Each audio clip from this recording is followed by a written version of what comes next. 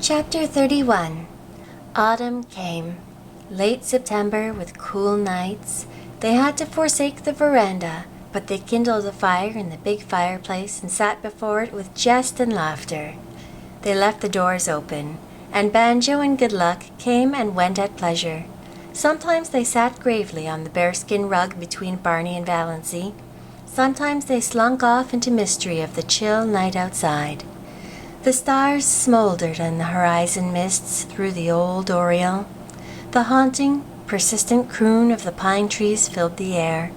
The little waves began to make soft, sobbing splashes on the rocks below them in the rising winds. They needed no light but the firelight that sometimes leaped up and revealed them, sometimes shrouded them in shadow. When the night wind rose higher, Barney would shut the door and light a lamp and read to her. Poetry and essays and gorgeous, dim chronicles of ancient wars. Barney never would read novels. He vowed they bored him. But sometimes she read them herself, curled up on the wolfskins, laughing aloud in peace, for Barney was not one of those aggravating people who can never hear you smiling audibly over something you've read without inquiring placidly, "What's the joke?" October, with the gorgeous pageant of color round Mistawis, into which Valency plunged her soul. Never had she imagined anything so splendid. A great tinted peace. Blue, wind-winnowed skies. Sunlight sleeping in the glades of that fairyland. Long, dreamy purple days paddling idly in their canoe along shores and up the rivers of crimson and gold. A sleepy, red hunter's moon. Enchanted tempests that stripped the leaves from the trees and heaped them along the shores. Flying shadows of clouds. What had all the smug, opulent lands out front to compare with this? November, with uncanny witchery in its changed trees, with murky red sunsets flaming in the smoky crimson behind the westering hills, with dear days when the austere woods were beautiful and gracious in a dignified serenity of folded hands and closed eyes. Days full of a fine, pale sunshine that sifted through the late, leafless gold of the juniper trees and glimmered along the gray beaches, lighting up evergreen banks of moss and washing the colonnades of the pines. Days with a high-sprung sky of flawless turquoise.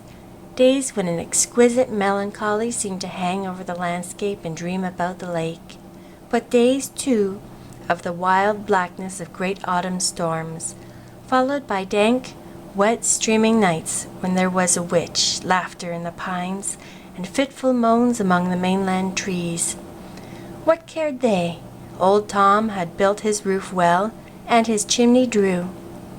Warm fire, books, comfort, safety from storm, our cats on the rug. Moonlight, said Barney. Would you be any happier now if you had $1 million? No, nor half so happy. I'd be bored by conventions and obligations then. December. Early snows and Orion. The pale fires of the Milky Way. It was really winter now. Wonderful, cold, starry winter. How Valency had always hated winter. Dull, brief, uneventful days. Long, cold, companionless nights. Cousin Stickles with her back that had to be rubbed continually. Cousin Stickles making weird noises, gargling her throat in the mornings. Cousin Stickles whining over the price of coal. Her mother probing, questioning, ignoring. Endless colds and bronchitis, or the dread of it. Redfern's liniment and purple pills. But now she loved winter. Winter was beautiful up back, almost intolerably beautiful. Days of clear brilliance, evenings that were like cups of glamour, the purest vintage of winter's wine. Nights were filled with their fire of stars, cold, exquisite winter sunrises, lovely ferns of ice over the windows of the blue castle.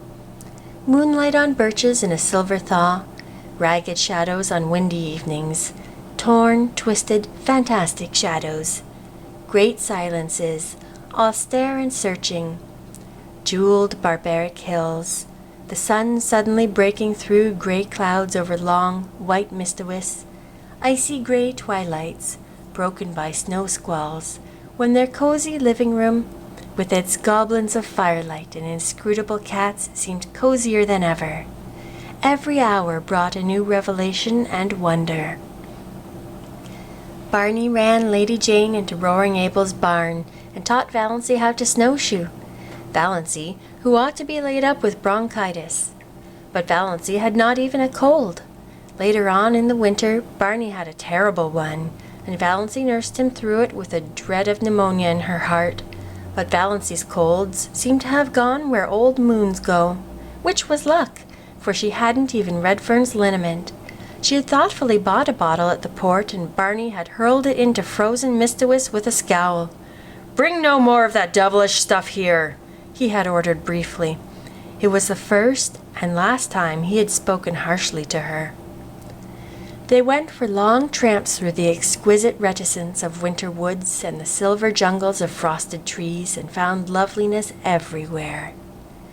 At times they seemed to be walking through a spellbound world of crystal and pearl. So white and radiant were clearings and lakes and sky. The air was so crisp and clear that it was half intoxicating. Once they stood in a hesitation of ecstasy at the entrance of a narrow path between ranks of birches. Every twig and spray was outlined in snow. The undergrowth along its sides was a little fairy forest cut out of marble.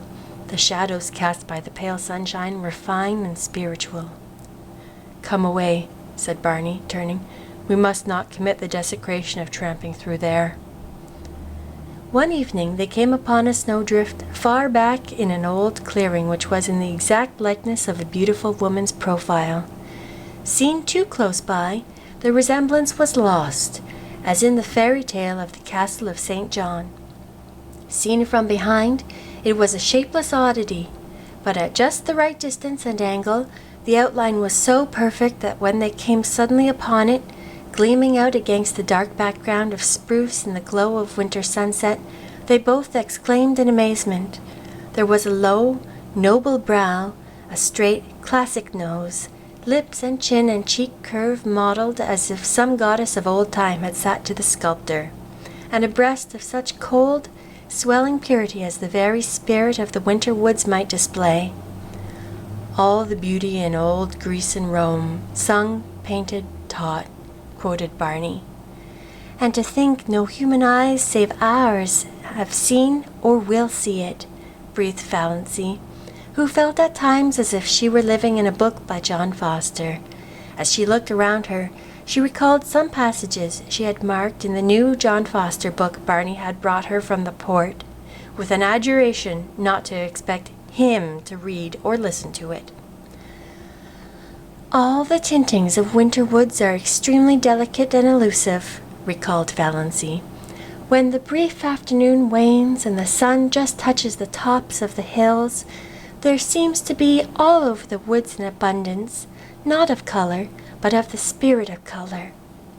There is really nothing but pure white after all, but one has the impression of fairy-like blendings of rose and violet, opal and heliotrope on the slopes, in the dingles and along the curves of the forest land.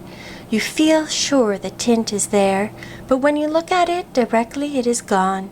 From the corner of your eye, you are aware that it is lurking over yonder in a spot where there was nothing but pale purity a moment ago. Only just when the sun is setting is there a fleeting moment of real color. Then the redness streams out over the snow and incarnates the hills and rivers, and smites the crest of pines with flame. Just a few minutes of transfiguration and revelation, and it is gone. I wonder if John Foster ever spent a winter in Mistawis, said Valancy.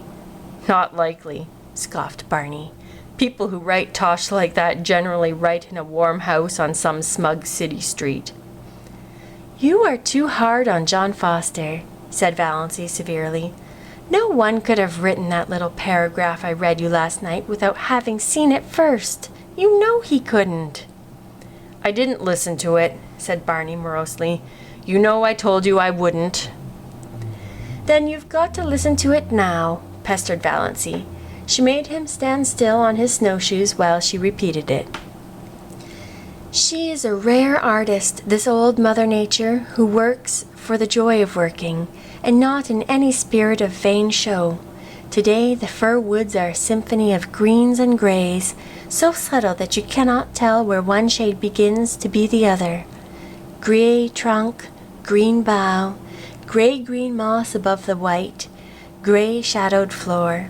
Yet the old gypsy doesn't like unrelieved monotones. She must have a dash of color. See it, a broken deaf fir bough, of a beautiful red-brown swinging among the beards of moss. Good Lord, do you learn all that fellow's books by heart? Was Barney's disgusted reaction as he strode off. John Foster's books were all that saved my soul alive the past 5 years, averred Valancy. Oh, Barney, look at that exquisite filigree of snow in the furrows of that old elm trunk.